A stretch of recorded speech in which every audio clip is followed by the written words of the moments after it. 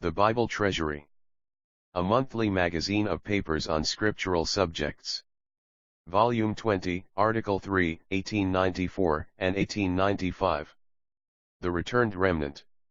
Ezra 5. But God is faithful if his people too often are not, and he works in his people to recover them by his word. Depressed by their circumstances and disheartened by their adversaries, they had relaxed the work before a decree was gained to stop them. But God in the resources of his grace raised up servants of his even at that time of weakness to recall them to his will. And hearts were not lacking among the chiefs to respond. Now the prophets, Haggai the prophet and Zechariah the son of Iddo, prophesied to the Jews that were in Judah and Jerusalem, in the name of the God of Israel to them. Then rose up Zerubbabel the son of Shealtiel, and Jeshua the son of Jozadak, and began to build the house of God which is at Jerusalem, and with them were the prophets of God, helping them. At the same time came to them Tattenai, the governor beyond the river, and Shether-Hosenai, and their companions, and said thus unto them, Who gave you a decree to build this house, and to finish this wall? Then spake we unto them after this manner, What are the names of the men that make this building? But the eye of their God was upon the elders of the Jews, and they did not make them cease, till the matter should come to Darius, and then answer should be returned by letter concerning it. The copy of the letter that Tattenai, the governor beyond the river, and Shether-Bozenai, and his companions the Apharsachites, which were beyond the river, sent unto Darius the king, they sent a letter unto him, wherein was written thus, Unto Darius the king, all peace. Be it known unto the king, that we went into the province of Judah, to the house of the great God, which is built with great stones, and timber is laid in the walls, and this work goeth on with diligence and prospereth in their hands. Then asked we those elders, and said unto them thus, Who gave you a decree to build this house and to finish this wall? We asked them their names also, to certify thee, that we might write the names of the men that were at the head of them. And thus they returned us answer, saying, We are the servants of the God of heaven and earth, and build the house that was built these many years ago, which a great king of Israel built and finished. But after that our fathers had provoked the God of heaven unto wrath, he gave them into the hand of Nebuchadnezzar king of Babylon, the Chaldean, who destroyed this house, and carried the people away into Babylon. But in the first year of Cyrus king of Babylon, Cyrus the king made a decree to build this house of God.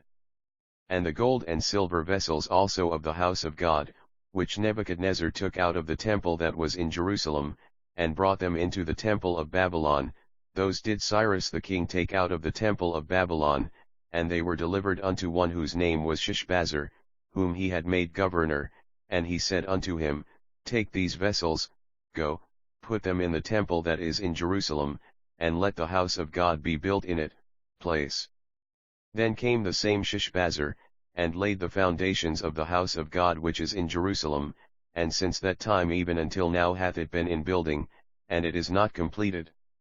Now therefore, if it seem good to the king, let then be search made in the king's treasure house, which is there at Babylon, whether it be, that a decree was made of Cyrus the king to build this house of God at Jerusalem, and let the king send his pleasure to us concerning this matter. Verses 1 to 17. Thus were God's people delivered from their fears through the intervention of grace working by the word. This was what recalled them to his work, and not the decree of the Persian power. It was not that they acted against authority, for they had this originally from Cyrus according to the prophecy before he was Horn or Judah carried to Babylon. But they were frightened by their enemies and turned to their own affairs, neglecting God's house, and this encouraged the effort to hinder them by the world's authority, which was put in action by an impostor or at least usurper, ignorant of or indifferent to the policy of him who founded the empire. The prophets Haggai and Zechariah roused them from their sloth and their fears, and the work was resumed in the face of opposition and threats. But all was in vain. The eye of their God was upon the elders, and they did not make them cease. We shall see in the next chapter the issue of the appeal to Darius.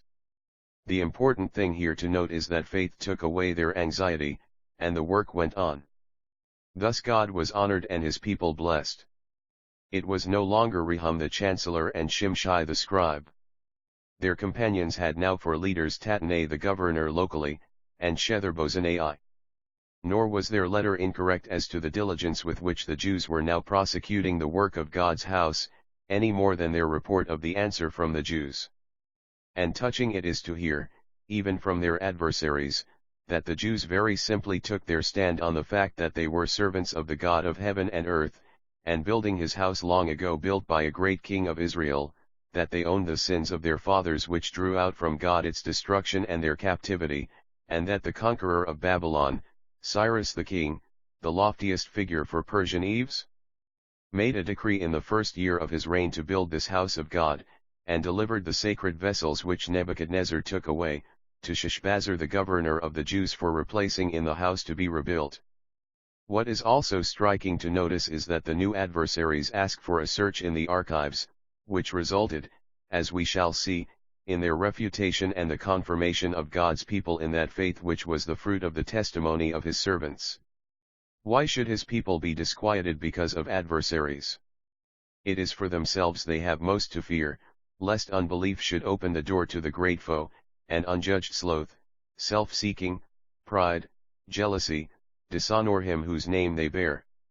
Surely the wrath of man shall praise thee, the residue of wrath shalt thou restrain.